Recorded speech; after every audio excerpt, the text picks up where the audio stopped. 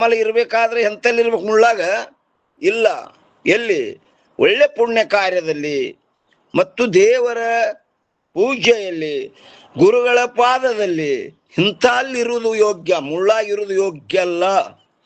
ಅದಕ್ಕೆ ಹೇಳ್ತಾರೆ ಅವರು, ಈ ಸ್ಥಾನದಲ್ಲಿ ಇರುವುದು ಯೋಗ್ಯವಲ್ಲ.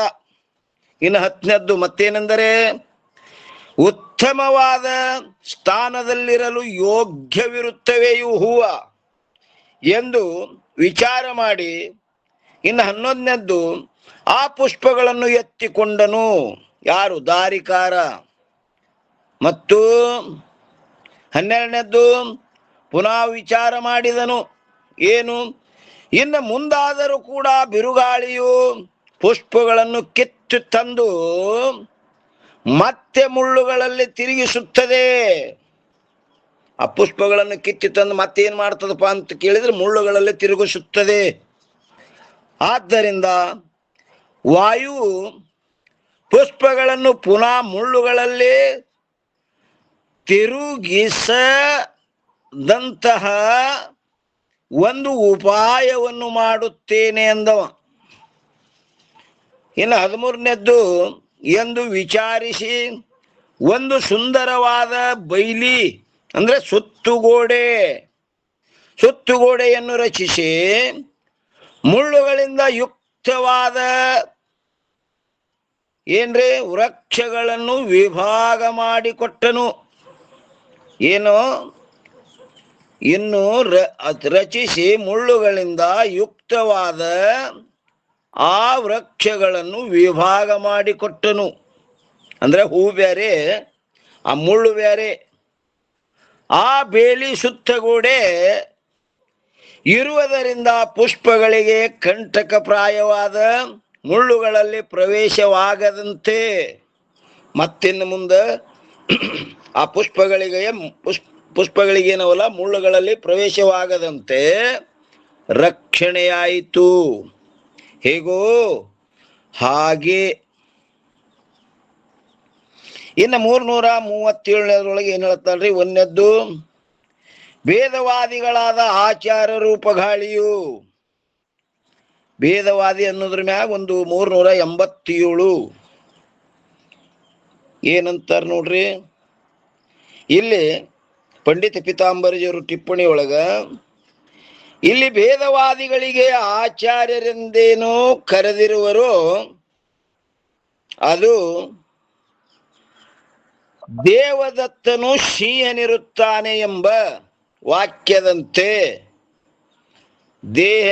ದೇವದತ್ತನು ಶಿವನಿರುತ್ತಾನೆ ಎಂಬ ವಾಕ್ಯದಂತೆ ಗೌಣಿ ವೃತ್ತಿಯಿಂದ ಹೇಳಿರುತ್ತದೆ ಹೊರತು ಮುಖ್ಯದಿಂದ ಶಕ್ತಿ ವೃತ್ತಿಯಿಂದ ಅಲ್ಲ. ಅವನಿಗೆ ಆಚಾರ್ಯರತೆ ಯಾಕಂದಾರಪ್ಪ ಅಂತ ಕೇಳಿದ್ರೆ ಗೌಣಿ ವೃತ್ತಿಯಿಂದ ಹೇಳ್ಯಾರ, ಮುಖ್ಯತ್ವದಿಂದಿಲ್ಲ. ಗೌಣಿ ವೃತ್ತಿ ಅಂದ್ರೆ ಏನ್ರಿಪ್ಪ? ಶಕ್ಯ ಸಾದೃಶ್ಯ ರೂಪೇಣ ಅಶಕ್ಯಾರ್ಥ ಬೋಧ ಪ್ರಯೋಜಕ ವೃತ್ತಿ ಗೌಣಿ ವೃತ್ತಿ. ಗೌಣಿ ವೃತ್ತಿ ಹೇಳಿದ್ರು ನೋಡ್ರಿ ಸರ್. ಶಕ್ಯ ಸಾದೃಶ್ಯ ರೂಪೇಣ ಅಶಕ್ಯಾರ್ಥ ಬೋಧ ಪ್ರಯೋಜಕ ವೃತ್ತಿ ಗೌಣಿ ವೃತ್ತಿ. ಶಕ್ಯನು ಆ ಪದಕ ಶಿವ, ಅಶಕ್ಯಾರ್ಥ ಅವ ಶಿವ ಅಲ್ಲ. ಮತ್ ಶಿವ ಅಂದಾರಲ್ರಿ ಅಂದ್ರ ಆ ಶಿವಿನಲ್ಲಿರ್ತಕ್ಕಂಥ ಏನು ಕ್ರೂರತಾ ಶೂರತ ಅದಾವಲ್ಲ ಇವನಲ್ಲಿನೂ ಅದಾವ. ಅದಕ್ಕೆ ಇವ ಶಿವ ಅಂತ ಹೇಳುದು ಗೌಣಿ ವೃತ್ತಿಯಿಂದ, ಮುಖ್ಯದಿಂದ ಅಲ್ಲ. ಅವ ಪಶು ಅದನ, ಇವ ಮನುಷ್ಯ ಅದನ. ಅದಕ್ಕೆ ಇಲ್ಲಿ ಭೇದವಾದಿಗಳಿಗೆ ಆಚಾರ್ಯರೆಂದೇನು ಕರೆದಿರುವರು, ಅದು ದೇವದತ್ತನು ಸಿಂಹನಿರುತ್ತಾನೆ ಎಂಬ ವಾಕ್ಯದಂತೆ ಗೌಣಿ ವೃತ್ತಿಯಿಂದ ಹೇಳಿರುತ್ತದೆ ಹೊರತು ಮುಖ್ಯದಿಂದ ಶಕ್ತಿ ವೃತ್ತಿಯಿಂದ ಅಲ್ಲ. ಶಕ್ತಿಯಿಂದ ವಿಚಾರ ಮಾಡಿದ್ರೆ ಏನದನ? ಅದು ಪಶು ಅದ. ಮತ್ತೆ ಶಿವ ಯಾಕಂದಾರ್ರಿ ಅಂದ್ರೆ ಅವನಲ್ಲಿ ಏನದವಪ್ಪ ಅಂತ ಕೇಳಿದ್ರೆ ಆ ಶಿವಿನಲ್ಲಿರ್ತಕ್ಕಂಥ ಕ್ರೂರತಾ ಶೂರತಾ ಇವನಲ್ಲಿನೂ ಅದಾವ. ಶಕ್ಯ ಸಾದೃಶ್ಯ ರೂಪೇಣ ಆ ಸಾದೃಶ್ಯ ಏನದವ, ಕ್ರೂರತ ಶೂರತ ಇವನಲ್ಲಿ ಇರೋಣದರಿಂದ ಈ ಮನುಷ್ಯ ಶಿವದಾನಂತ ಗೌಣಿ ವೃತ್ತಿಯಿಂದ ಹೇಳಿದೆ ವಿನ ಅದು ಶಕ್ತಿ ವೃತ್ತಿಯಿಂದಲ್ಲ. ಆದ್ದರಿಂದ ಈ ಹಿಂದೆ 3ನೇ ತರಂಗದಲ್ಲಿ ಹೇಳಿದ ವಿಷಯಕ್ಕೂ ಹಾಗೂ ಈಗ ಈ ತರಂಗದಲ್ಲಿ ಹೇಳಿದ ವಿಷಯಕ್ಕೂ ವಿರೋಧವಾಗುವುದಿಲ್ಲ. ಅಲ್ಲಿ 3ನೇ ತರಂಗದೊಳಗೆ ಹೇಳ್ಕೊಂಡ್ ಬಂದಾರಲ್ಲಿ ಗುರುವಿನ ಲಕ್ಷಣ, ಶಿಷ್ಯನ ಲಕ್ಷಣ, ಅದಕ್ಕೂ ಇದಕ್ಕೂ ಏನೂ ವಿರೋಧಲ್ಲ. ಎಲ್ಲಿ ಬಂತಪ್ಪ ಅಂತ ಕೇಳಿದ ಎಲ್ಲಿ ಹೋಗ್ಬೇಕೀಗ? 337 ಭೇದವಾದಿಗಳಾದ ಆಚಾರ್ಯ ರೂಪ ಗಾಳಿಯು ಒಂದದ್ದು ವೇದ ರೂಪವಾದ ವನದಲ್ಲಿ ಪ್ರವೇಶ ಮಾಡಿ, 3ನೇದ್ದು ಅರ್ಥವಾದ ರೂಪ ಯಾವ ಕಂಟಕ ಸಹಿತವಿರುವ ವೃಕ್ಷಗಳನ್ನು ಅಲುಗಾಡಿಸಿ ಅವುಗಳಿಂದ ಸಕಾಮ ಕರ್ಮ ರೂಪ ಮುಳ್ಳುಗಳನ್ನು ಹರಡಿ, ಏನ್ ಮಾಡ್ಯದಲ್ಲಿ ಸಕಾಮ ರೂಪ ಮುಳ್ಳುಗಳನ್ನು ಹರಡಿ, 4ನೇದ್ದು ಕಪಟರಹಿತವಾಗಿಯೂ ಅತಿ ಶುದ್ಧವಾಗಿಯೂ ಹಾಗೂ ರಾಗವೇ ಮೊದಲಾದ ದೋಷಗಳಿಂದ ರಹಿತವಾಗಿಯೂ ಇರುವ ಇನ್ನು 5ನೇದ್ದು ಯಾವ ಶಿಷ್ಯರೂಪ ಕಮಲ, ಆ ಶಿಷ್ಯರೂಪ ಕಮಲ ಪುಷ್ಪವನ್ನು 6ನೇ ಕಡ ಶಮಾಧಿ ರೂಪ ಅದರ ಸ್ವಸ್ಥಾನದಿಂದ ಬಿಡಿಸಿ, ಎಲ್ಲಿ ಶಮಾಧಿ ರೂಪ ಅದರ ಸ್ವಸ್ಥಾನದಿಂದ ಬಿಡಿಸಿ, 7ನೇದ್ದು ಸಕಾಮ ಕರ್ಮ ರೂಪ ಮುಳ್ಳುಗಳಲ್ಲಿ ತಿರುಗಿಸುತ್ತಿರುವುದನ್ನು ನೋಡಿ, 8ನೇದ್ದು ದಾರಿಕಾರನಾದ ದಾರಿಕಾರನ ಸಮಾನನಾದ ಯಾರು? ವ್ಯಾಪಕ ಶ್ರೀ ವಿಷ್ಣು ಭಗವಂತನು. ದಾರಿಕಾರ ಯಾರಪ್ಪ ಅಂತ ಕೇಳಿದ್ರ ವ್ಯಾಪಕ ಪರಿಪೂರ್ಣನಾದ ಯಾವ ಶ್ರೀ ವಿಷ್ಣು ಭಗವಂತನು. ಹೀಗೆ ವಿಚಾರ ಮಾಡಿದನು.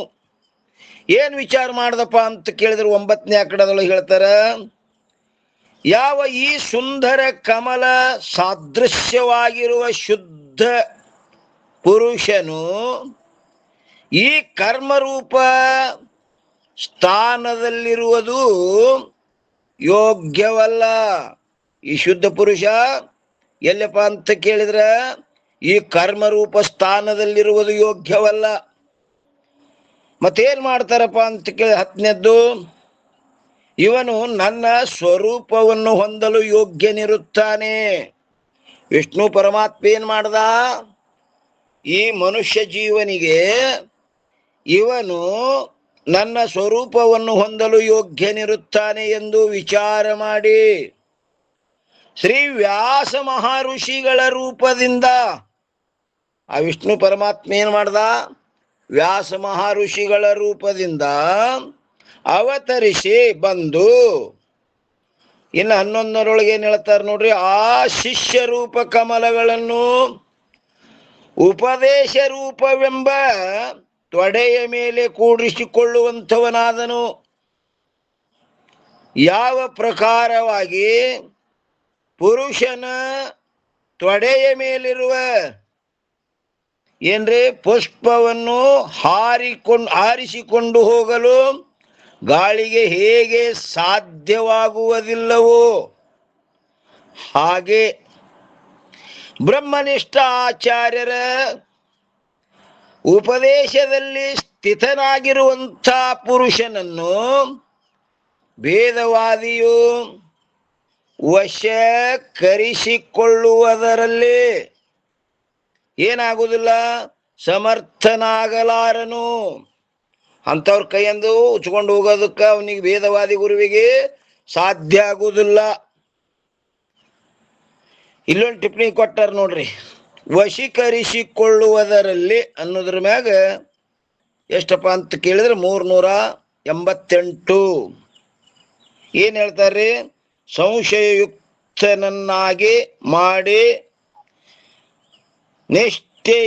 ನಿಷ್ಠೆಯಿಂದ ಅಲುಗಾಡಿಸುವುದರಲ್ಲಿ ಅವನಿಗೇನಿಲ್ಲ, ಸಮರ್ಥ ಆಗಂಗಿಲ್ಲ.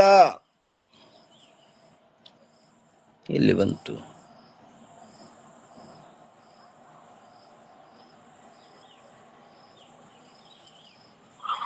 ಹ್ಮ್ 88. ಭೇದವಾದಿಯ ವಶೀಕರಿಸಿಕೊಳ್ಳುವುದರಲ್ಲಿ ಸಮರ್ಥನಾಗಲಾರನು. ಆದ್ದರಿಂದ ಉಪದೇಶವೆಂಬುದೇ ತೊಡೆಯಾಗಿರುತ್ತದೆ. ತೊಡೆ ಅಂದ್ರೇನು? ಉಪದೇಶ. ಉಪದೇಶ ಅಂದ್ರೆ ಹಿತಕಥನಂ. ಇನ್ನು 12ನೇದ್ದು ಪುನಃ ವ್ಯಾಸ ಭಗವಂತನು ವಿಚಾರ ಮಾಡಿದನು. ಏನಂತ? ಯಾವ ಭೇದವಾದಿಯು ಮತ್ತೆ ಬೇರೆ ಪುರುಷರನ್ನು ಮುಂದಾದರೂ ಕೂಡ ಸಕಾಮ ಕರ್ಮ ರೂಪ ದುಃಖಗಳಲ್ಲಿಯೇ ಸುತ್ತು ತಿರುಗುವಂತೆ ಮಾಡಬಹುದು. ಈಗ ಅಷ್ಟೇ ಅಲ್ಲ, ಮುಂದನು ಮತ್ತೆ ಹಿಂಗೆ ತಿರುಗಿಸಬಹುದು ಅಂತೇಳಿ, ಆದ್ದರಿಂದ ಮುಂದೆ ಬರುವ ಶಿಷ್ಯರು ಕರ್ಮದಲ್ಲಿಯೇ ಭ್ರಮಣ ಹೊಂದಬಾರದಂತಹ ಒಂದು ಉಪಾಯವನ್ನು ಮಾಡಬೇಕೆಂದು. ಇನ್ನು 13ನೇದ್ರೊಳಗೆ ಏನ್ ಹೇಳ್ತಾರೆ ನೋಡಿ, ವಿಚಾರಿಸಿ ಸೂತ್ರ ರೂಪವಾದ ಬೈಲಿ ಸುತ್ತಗೋಡೆಯಿಂದ ಏನ್ ಮಾಡಿದ್ರು? ಸೂತ್ರ ರೂಪವಾದ ಬೈಲಿ ಅಂದ್ರೆ ಬ್ರಹ್ಮಸೂತ್ರ ಬರೆದ್ರು. ಸೂತ್ರ ರೂಪವಾದ ಬೈಲಿ ಸುತ್ತಗೋಡೆಯಿಂದ ವೇದಗಳಲ್ಲಿಯ ವಾಕ್ಯ ರೂಪ ವೃಕ್ಷಗಳನ್ನು ಬೇರ್ಪಡಿಸಿಕೊಟ್ಟರು. ಅವೆಲ್ಲ ಏನ್ ಮಾಡಿದ್ರು? ಬೇರ್ಪಡಿಸಿದರು. ಎಷ್ಟು ಕರ್ಮಕಾಂಡ, ಎಷ್ಟು ಉಪಾಸನ ಕಾಂಡ, ಎಷ್ಟು ಜ್ಞಾನಕಾಂಡ ಅಂತ ಬೇರ್ಪಡಿಸಿದರು. ಅಂತೆ ಅವರಿಗೆ ಆ ವಿಭಾಗ ಮಾಡಿದ್ದರಿಂದ ವೇದವ್ಯಾಸರು ಅಂತ ನಾಮ ಬಂತು. ಬೇರ್ಪಡಿಸಿಕೊಟ್ಟರು. ಯಾವ ಪ್ರಕಾರ ವನದಲ್ಲಿ? ಒಂದನೇದ್ದು ಕಂಠಕ ಅಂದ್ರೆ ಮುಳ್ಳು ಸಹಿತವಾದ, ಮತ್ತು ಎರಡನೇದ್ದು ಆ ಕಂಠಕ ರಹಿತವಾದುಗಳೆಂಬ 2 ಪ್ರಕಾರದ ವೃಕ್ಷಗಳು ಹೇಗೆ ಇರುತ್ತವೆಯೋ, ಅಂದ್ರೆ ಮುಳ್ಳು ನೋದವ ಹೂ ನೋದವಲ್ಲಿ, ಹಾಗೂ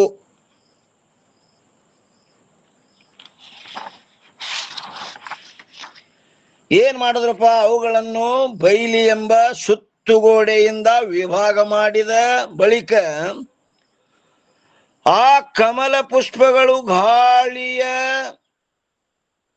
ದಶೆಯಿಂದ ಕಂಟಕ ಸಹಿತವಾದ ವನದಲ್ಲಿ ಹೇಗೆ ಪ್ರವೇಶ ಮಾಡುವುದಿಲ್ಲವೋ, ಅವಕ್ಕೊಂದು ಗ್ವಾಡಿ ಗ್ವಾಡಿ ಕಟ್ಟಿ ಕ್ವಾಟಿ ಕಟ್ಟಿದ ಬಳಿಕ ಅದೇನ್ ಮಾಡ್ತದ? ಆ ಗಾಳಿ ಆಟಲ್ಲಿ ನಡೆಯಂಗಿಲ್ಲ. ಆ ಹೂಗಳನ್ನು ಇದು ಮುಳ್ಳಾಗಿ ಒಗೆಯೋದು ಅದಕ್ಕಾಗಂಗಿಲ್ಲ. ಅದರಂತೆ ವೇದದಲ್ಲಿ 2 ಪ್ರಕಾರದ ವಾಕ್ಯಗಳಿರುತ್ತವೆ. ಒಂದನೆಯದು ಕರ್ಮವನ್ನು ಸ್ತುತಿ ಮಾಡಿ ಬಹಿರ್ಮುಖ ಪುರುಷರನ್ನು ಕರ್ಮದಲ್ಲಿಯೇ ಪ್ರವೃತ್ತಿ ಮಾಡಿಸುತ್ತವೆ. ಬಹಿರ್ಮುಖ ಪುರುಷರಿಗೆ ಇಂಥ ಕರ್ಮ ಮಾಡಿದೆ ಅಂದ್ರೆ ನಿನಗೆ ಇಂಥ ಫಲ ಸಿಗ್ತದಪ್ಪ ಅಂತದಲ್ಲೇ ಫಲದ ಆಶೆಯನ್ನು ಹುಟ್ಟಿಸಿ ಮತ್ತಷ್ಟು ಕರ್ಮದಲ್ಲೇ ನೂಕುವಂಥ ವಾಕ್ಯಗಳು. ಏನ್ರಿ? ಎರಡನೆಯದು ಕರ್ಮದ ಫಲವು ಅನಿತ್ಯವೆಂದು ಬೋಧ ಮಾಡಿ, ಏನ್ ಮಾಡ್ಲಾಗತ್ತಿದೆಲ್ಲ ಕರ್ಮ, ಆ ಕರ್ಮದ ಫಲ ಹೆಂಗದಪ್ಪ ಅಂತ ಕೇಳಿದ್ರೆ ಅನಿತ್ಯದ. ಅದು ಎಲ್ಲಿ ತನ ಇರ್ತದ ಅಲ್ಲಿ ತನ ಮಾತ್ರ ಸುಖ ಕೊಡ್ತದ, ಮುಂದ ಮತ್ತ ದುಃಖ ಕೊಡ್ತದದು. ಯಾಕಂದ್ರೆ ಕ್ಷೀಣೆ ಪುಣ್ಯ ಮರ್ತ್ಯ ಲೋಕಂ ವಿಶ್ಯಂತೆ. ಅದಕ್ಕೆ ಹೇಳ್ತಾರೆ ಎರಡನೆಯದು ಕರ್ಮದ ಫಲವು ಅನಿತ್ಯವೆಂದು ಬೋಧ ಮಾಡಿ ಕರ್ಮದಿಂದ ಪುರುಷರನ್ನು ನಿವೃತ್ತಿ ಮಾಡಿಸುತ್ತದೆ. ಎರಡನೇದ್ದು ಆ ವಾಕ್ಯಗಳನ್ನು ಇನ್ನು 338 ಏನಂತಾರ್ರಿ? ವೇದವ್ಯಾಸರು ವಿಭಾಗ ಮಾಡಿ ಸೂತ್ರಗಳಿಂದ ಈ ರೀತಿ ಬೋಧನ ಮಾಡಿದ್ದಾರೆ. ಯಾವ ಸರ್ವ ವಾಕ್ಯಗಳ ತಾತ್ಪರ್ಯವು ನಿವೃತ್ತಿಯಲ್ಲಿಯೇ ಇರುತ್ತದೆ. ಸರ್ವ ವಾಕ್ಯಗಳ ಪ್ರವೃತ್ತಿ ಏನದಪ್ಪ ಅಂತ ಕೇಳಿದ್ರೆ ನಿವೃತ್ತಿಯಲ್ಲಿಯೇ. ಅವನಿಗೆ ಕರ್ಮ ಮಾಡಿ ಮುಂದೆ ಅಂತಃಕರಣ ಶುದ್ಧಿ ಆಯ್ತಂದ್ರೆ ಕರ್ಮದ ಫಲ ನಿತ್ಯದ ಫಲ ಇದು ಯೋಗ್ಯ ಅಲ್ಲ ಅಂತ ಶ್ರವಣಕ್ಕೆ ಹಚ್ತಾರೆ ಅವನಿಗೆ. ಅದು ಸಹಿತ ಏನದಪ್ಪ ಅಂತ ಕೇಳಿದ್ರೆ ನಿವೃತ್ತಿಯಲ್ಲಿ. ಸರ್ವ ವಾಕ್ಯಗಳ ತಾತ್ಪರ್ಯವು ನಿವೃತ್ತಿಯಲ್ಲಿಯೇ ಇರುತ್ತದೆ. ಬಿಡು ಬಿಡು, ಅದು ಬಿಟ್ಟುಗೋತ್ ಹೋದ್ರೆ ನಿನಗೇನಾಗ್ತದಪ್ಪ ಅಂತ ಕೇಳಿದ್ರೆ ಅಮೃತತ್ವ ಪ್ರಾಪ್ತ ಆಗ್ತದೆ. ಅದು ಕೇಳ್ಯಾರ ಅವರು, ತ್ಯಾಗೇನ ಏಕೇನ ಅಮೃತತ್ವ ಮಾನಸು. ತ್ಯಾಗ ಒಂದರಿಂದಲೇ ಸಿಗುವಂತಹದ್ದು. ನ ಕರ್ಮಣ ನ ಪ್ರಜೇನ ನ ಧನೇನ ಪ್ರವಚನೇನ ನ ಲಭ್ಯತೆ. ಮತ್ತೆ ಅದರಿಂದ ಆಗ್ತದಪ್ಪ ಅಂತ ಕೇಳಿದ್ರೆ ತ್ಯಾಗೇನ ಏಕೇನ ಅಮೃತತ್ವ ಮಾನಸು. ಆ ಅಮೃತತ್ವ ಪ್ರಾಪ್ತಿ ಆಗ್ಬೇಕಾದ್ರೆ ತ್ಯಾಗ ಒಂದರಿಂದಲೇ, ಏನರೆ ಮಾಡಿ ಪಡೆಯುವುದಲ್ಲದು. ಏನೇನು ಹಿಡ್ಕೊಂಡಿದೀವಲ್ಲ ಬಿಟ್ಗೋತ್ ಖುಲ್ಲ ಹಾಕೋತ್ ಹೋದಂದ್ರೆ ಅದು ಪ್ರಾಪ್ತ ಆಗ್ತದೆ. ಅದು ನಿತ್ಯ ಪ್ರಾಪ್ತಿನೇ ಅದ. ಇಲ್ದಂಗ ಆಗ್ಯದಲ್ಲ, ಇವು ಬಂದೆಲ್ಲ ಏನ್ ಮಾಡ್ಯಾವ, ತುಂಬ್ಕೊಂಡು ಕೂತಾವ ಇವು ಕಸ. ಈ ಕಸ ಖುಲ್ಲ ಮಾಡು, ಅದು ಏನದ ಅದು ಪ್ರಕಟ ಆಗಿಬಿಡ್ತದೆ. ಏನರೇ ಮಾಡ್ಲಿಕ್ಕೆ ಹೊಂಟು ಹೋಗೋದಿಲ್ಲ. ಅದಕ್ಕಿಲ್ಲಿ ಏನ್ ಹೇಳ್ತಾರೆ ನೋಡ್ರಿ, ಸರ್ವ ವಾಕ್ಯಗಳ ತಾತ್ಪರ್ಯವು ನಿವೃತ್ತಿಯಲ್ಲಿಯೇ ಇರುತ್ತದೆ. ಪ್ರವೃತ್ತಿಯಲ್ಲಿ ಯಾವ ವಾಕ್ಯದ ತಾತ್ಪರ್ಯವೂ ಇರುವುದಿಲ್ಲ. ಪ್ರವೃತ್ತಿ ಬೋಧಕವಾದ ಯಾವ ವಾಕ್ಯಗಳಿರುತ್ತವೆಯೋ ಅವುಗಳಾದರೂ ಕೂಡ ಸ್ವಾಭಾವಿಕ ಹಾಗೂ ನಿಷಿದ್ಧ ಪ್ರವೃತ್ತಿಗಳಿಂದ ನಿವೃತ್ತಿ ಮಾಡಿ, ಅದನ್ನು ಮುಂದೆ ಹೋಗಿ ನಿವೃತ್ತಿ ಮಾಡಿ ಅಂತಃಕರಣ ಶುದ್ಧಿಗೋಸ್ಕರ. ಇವೆಲ್ಲ ಯಾಕೆ ಹೇಳಿರಪ್ಪ ಅಂತ ಕೇಳಿದ್ರೆ ಚಿತ್ತ ಶುದ್ಧಿಗೋಸ್ಕರವಾಗಿ ಹೇಳುದ್ದು. ಅದೇ ಸತ್ಯ ಅಂತ ಹೇಳಿಲ್ಲ. ಏನ್ ಕಲ್ಮಶವಲ್ಲ, ಮಲ ವಿಕ್ಷೇಪ ದೋಷ, ಆ ದೋಷ ಕಳಿಲಿಕ್ಕವೆಲ್ಲ ಇಂತಿಂತ ಕರ್ಮ ಇಂತಿಂತ ಉಪಾಸನೆ ಮಾಡಿದೆ ಅಂದ್ರೆ ಏನಾಗ್ತದಪ್ಪ ಅಂತ ಕೇಳಿದ್ರೆ ಚಿತ್ತ ಶುದ್ಧಿ ಆಗ್ತದೆ ಅಂತ ಹೇಳಿ ಆ ಅಂತಃಕರಣ ಶುದ್ಧಿಗೋಸ್ಕರ ಅದಕ್ಕೇನ್ ಮಾಡ್ಯಾರ, ವಿಹಿತದಲ್ಲಿ ಪ್ರವೃತ್ತಿ ಮಾಡುವಂಥವುಗಳಾಗಿರುತ್ತವೆ. ಆ ನಂತರ ಅಂತಃಕರಣ ಶುದ್ಧಿ ಆದ ನಂತರ ಅವುಗಳಿಂದಾದರೂ ಕೂಡ ನಿವೃತ್ತಿಯಾಗಿ ಜ್ಞಾನನಿಷ್ಠ ಪುರುಷರಾಗುತ್ತಾನೆ. ಈ ರೀತಿಯಿಂದ ನಿವೃತ್ತಿಯಲ್ಲಿಯೇ ಸರ್ವ ವಾಕ್ಯಗಳ ತಾತ್ಪರ್ಯವಿರುತ್ತದೆ. ಸರ್ವ ವಾಕ್ಯಗಳ ತಾತ್ಪರ್ಯ ಎಲ್ಲಿದಪ್ಪ ಅಂತ ಕೇಳಿದ್ರೆ ನಿವೃತ್ತಿಯಲ್ಲೇ. ಬಿಡು ಬಿಡು ಬಿಡು. ಅರ್ಥವಾದ ವಾಕ್ಯಗಳು ಗುಡಜುವ್ಯಾನಾಯದಂತೆ. ಈ ಅರ್ಥವಾದ ವಾಕ್ಯಗಳು ಹೆಂಗಪ್ಪ ಅಂತ ಕೇಳಿದ್ರೆ ಗುಡಜುವ ನ್ಯಾಯದಂತೆ ಅನ್ನೋದ್ರ ಮ್ಯಾಗ ಇಲ್ಲಿ 389 ಟಿಪ್ಪಣಿ ಕೊಟ್ಟಾರ ನೋಡ್ರಿ. ಏನ್ ಹೇಳ್ತಾರ ಟಿಪ್ಪಣಿಕಾರ ಪಂಡಿತ ಪಿತಾಂಬರಜಿ ಅವರು? ಒಬ್ಬ ತಾಯಿಗೆ ತನ್ನ ಬಾಲಕನಿಗೆ ಕೈಯಾದ ಔಷಧವನ್ನು ಕುಡಿಸಬೇಕಾಗಿತ್ತು. ಅದು ಖುಷಿಗೆ ಜ್ವರ ಬಂದೆವು, ಅದಕ್ಕೆ ಏನಾಗಿತ್ತು, ಕೈ ಔಷಧ ಹಾಕಬೇಕಾಗಿತ್ತು. ಅದು ಕೈ ತಿನ್ನಲಾಗಿತ್ತದು. ಒಬ್ಬ ತಾಯಿಗೆ ತನ್ನ ಬಾಲಕನಿಗೆ ಕೈಯಾದ ಔಷಧವನ್ನು ಕುಡಿಸಬೇಕಾಗಿತ್ತು. ಆಗ ಆ ತಾಯಿಯು ಬಾಲಕನ ನಾಲಿಗೆ ತುಂಬಾ ಏನ್ ಮಾಡಿದಳು, ಬೆಲ್ಲವನ್ನು ಸವರಿ ಕೈಯಾದ ಔಷಧದಲ್ಲಿ ಮಧುರ ರಸದ ಬುದ್ಧಿಯನ್ನು ಹುಟ್ಟಿಸಿ, ನೋಡಿದ ಎಟ್ಟದ ಬೆಲ್ಲದ ಬಾಳ ಸಿಹಿಯದ ತಗೋ ಇದು ಅಂಥೇಳಿ ಆ ಏನ್ರಿ ಔಷಧದಲ್ಲಿ ಮಧುರ ರಸದ ಬುದ್ಧಿಯನ್ನು ಹುಟ್ಟಿಸಿ ಕಹಿ ಔಷಧವನ್ನು ಕುಡಿಸಿದಳು. ಇದಕ್ಕೆ ಶಾಸ್ತ್ರದಲ್ಲಿ ಏನಂತಾರಪ್ಪ ಅಂತ ಕೇಳಿದ್ರೆ ಗುಡಜೀವ ನ್ಯಾಯವೆಂದು. ಗುಡ ಅಂದ್ರೆ ಬೆಲ್ಲ, ನಾಲ್ಗಿಗೆ ಗುಡಜೀವ ನ್ಯಾಯವೆಂದು ಹೇಳುತ್ತಾರೆ.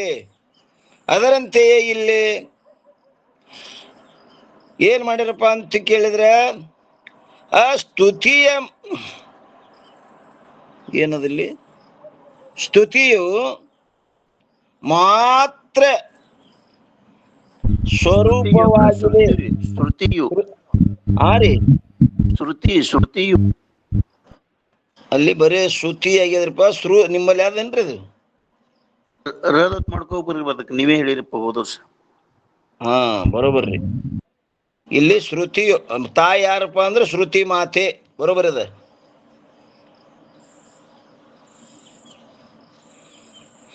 ಇಲ್ಲಿ ತಾಯಿ ಅಂತ ಬಂತಲ್ಲ, ತಾಯಿ ಯಾರಪ್ಪ ಅಂತ ಕೇಳಿದ್ರೆ ಇದು ಮಾತೆ ಶ್ರುತಿ.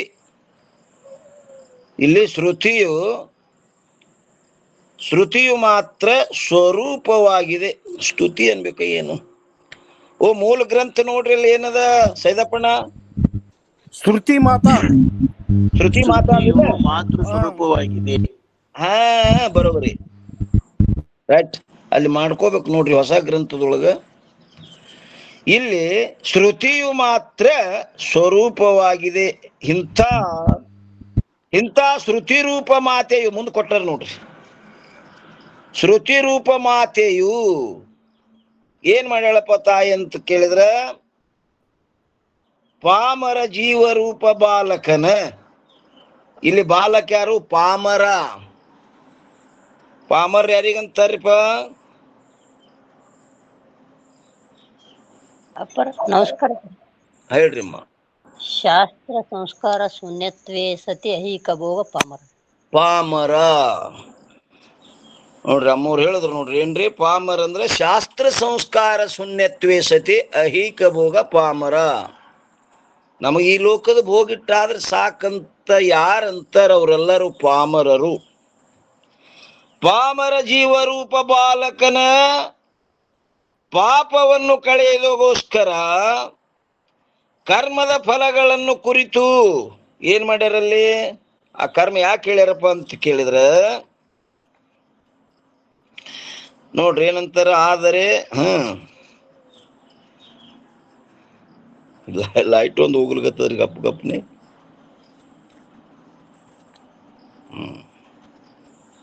ಇರ್ಲಿ ಈ ಟಿಪ್ಪಣಿ ಮತ್ ನಾಳೆ ನೋಡೋಣ್ರಮ್ಮ. ಎಷ್ಟು 300. ಅದು ಲೈಟ್ ಏನ್ ಮಾಡ್ಲಕತ್ತರಿ, ಅದು ಗೋಳ ಹೋಗ್ಯದ. ಸ್ವಲ್ಪ ಅಳಿಗಾಡ್ತಂದ್ರ ಕಟ್ ಲೈಟೇ ಬಂದಿಲ್ರಿ ಇವತ್ತು, ಹಾಗಾಗ್ಯದ್ರಿ. ಹತ್ತಲಕತ್ತದ ಖರೆ ಅದು ತುಸು ಗಾಳಿ ಬಿಡ್ತಂದ್ರ ಅದು ಬಿಡ್ಲಕತ್ತದ. ಇಲ್ಲ ಬರೋಬ್ಬರಿ ಟೈಮಿಂಗ್ ತಂದ್ರಿ ನಾ ಚಲೋ ನೀರಿ. ಇದು ಬ್ಯಾಟ್ರಿ ಹಚ್ಚಿ ಓದ್ಬೇಕಂದ್ರ ಅಟ್ಟು ಹುಳ ಎಲ್ಲ ಇಲ್ಲಿ ಬ್ಯಾಟ್ರಿಗೆ ಬರ್ಲಕತ್ತಾವ. ಬ್ಯಾಡ್ರಿ ಮಂಗಲ್. ಇಲ್ಲಿಯ ಪರ್ಯಂತರ ಸದ್ಗುರುಗಳ ಕೃಪಾಶೀರ್ವಾದದಿಂದ ನಡೆದು ಬಂದ ವಿಷಯ ಈ ವಾಗ್ರೂಪ ಸೇವೆ ಗುರುಪಾದದಲ್ಲಿ ಅರ್ಪಿಸಿ ಇವತ್ತಿನ ವಿಷಯಕ್ಕೆ ಮಂಗಲ್ ಹೇಳುಣ್ರಿ. ಎಲ್ಲ ಮಹಾತ್ಮರ ಮಾತೆಯರ ಪಾದಕ್ಕೆ ನಮಸ್ಕಾರ ರೀ. ಓಂ ನಮಃ ಶಿವಾಯ.